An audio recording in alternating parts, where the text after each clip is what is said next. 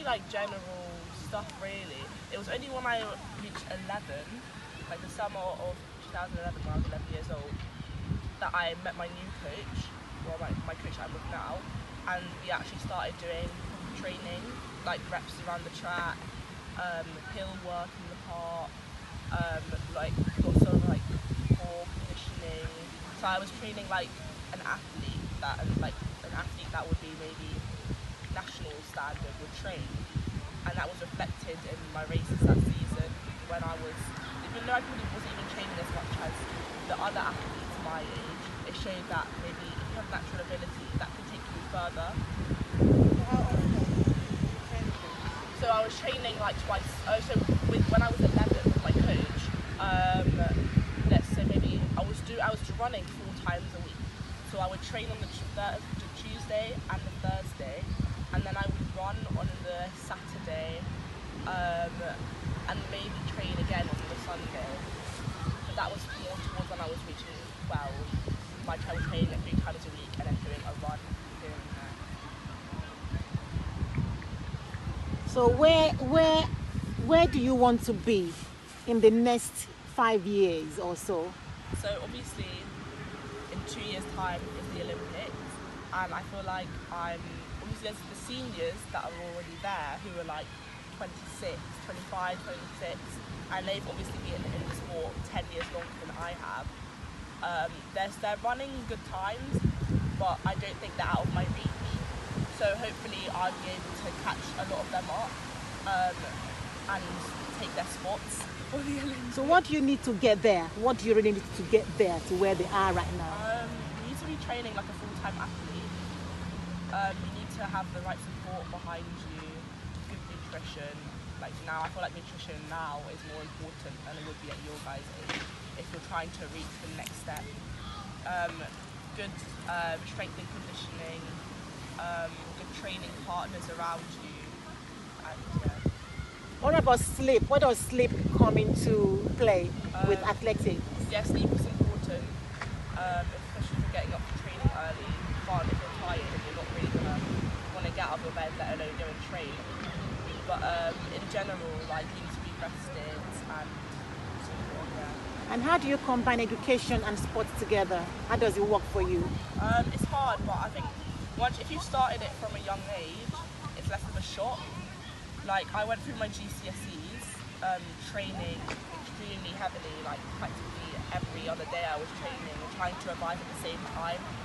So that set me up okay, but doing my A-levels was still extremely hard because obviously it was still another shock, but I feel like because I'd done it before, I could see it as a challenge, not as like an obstruction, because I knew that also I've learned when during training during GCSEs, it just relaxed my mind a bit more. Like it took some time away from the schoolwork, so I knew I had to do it as well just to relax and just spend some time not thinking about what I need to do next in order to get this grade or whatever grade.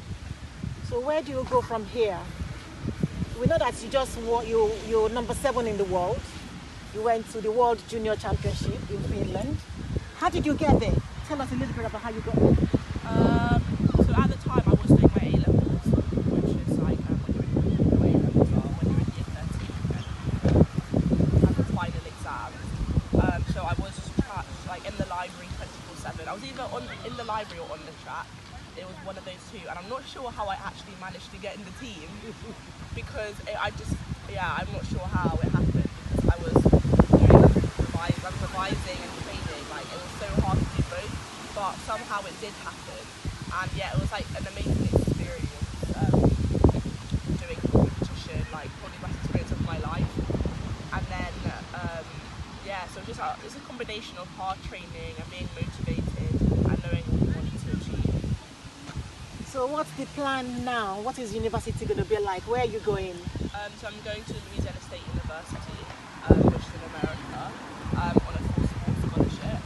And I know that the facilities there are incredible, and the coaching staff and support network behind everyone who's there is amazing. There's already a few great British athletes who are there studying at the moment. Yes, I think it's the right decision. that I made. But obviously I'm going to be a bit nervous because I'm moving to the other side of the world. I only come back maybe once or twice a year, so that's quite daunting. However, I feel like it's the right decision, and I'll do. So in your home life, within your family, who is quite sporty within your family? Do you have any other sports person in your family, or how do you come across this beautiful DNA of yours? I'm not sure actually. Well, I think it just, I was just lucky. I got lucky there. You have just shared that one.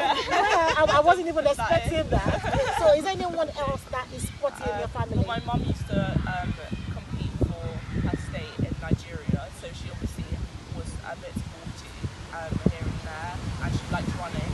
So obviously when I took that on, it was probably not just a coincidence, because if she enjoyed that much, she went down to me. My dad also used to play sports when he was younger, not competitively, but as boys would, he used to play sports. And my sister is also a tennis player, so she travels a lot to go and play tennis and things like that as well. And my older sister used to play netball, so we've got quite a sporty family. But yeah, it doesn't really matter. If you want to do something, then you can go and do it.